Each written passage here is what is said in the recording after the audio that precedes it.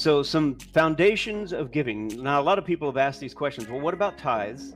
What about free will offerings? Because these are things that you find in the Bible. And there's been a lot of confusion because many churches have just simply lumped all of this into a tithe. And that's not correct. So there's tithes, there's free will offerings, there's various offerings, sin offerings, thank you offerings, there's alms for the poor, and there are first fruits. We're going to go over just a couple of these just to give some clarity on them.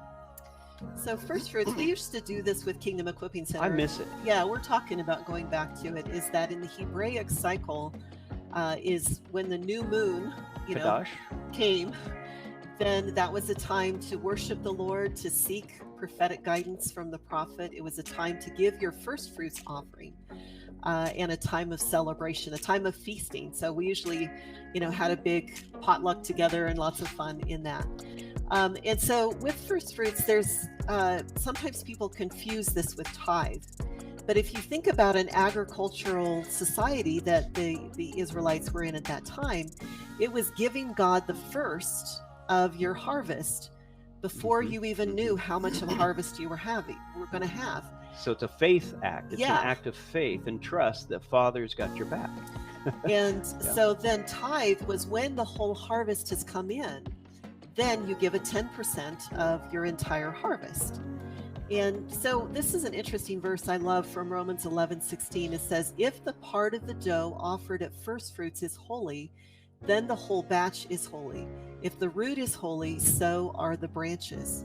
And so it's this place of consecration when we give our first fruit offering. And, in our society, it's different. We're not agricultural. But, what is first fruits for you? And what does that look like at the first of the month? And, they went by the Hebraic calendar. And notice that there is no amount. It's not like 10%. The first fruit is not, it's based on your faith.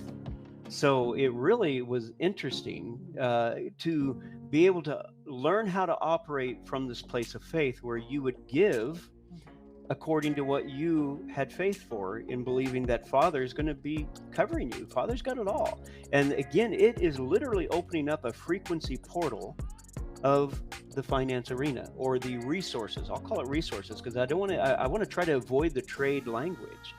But it opens up that portal to where Father increases your harvest. He increases your stock. He increases these things. This is the giving and the receiving of heaven. And so we want that frequency to open up the portal. And so again, this is all being shared just so you get an idea of how, resources are affected by our giving. That's why it talks about a cheerful giver. That's the one that, continues to increase because they understand the joy of giving and they're not worried about lack. Yeah.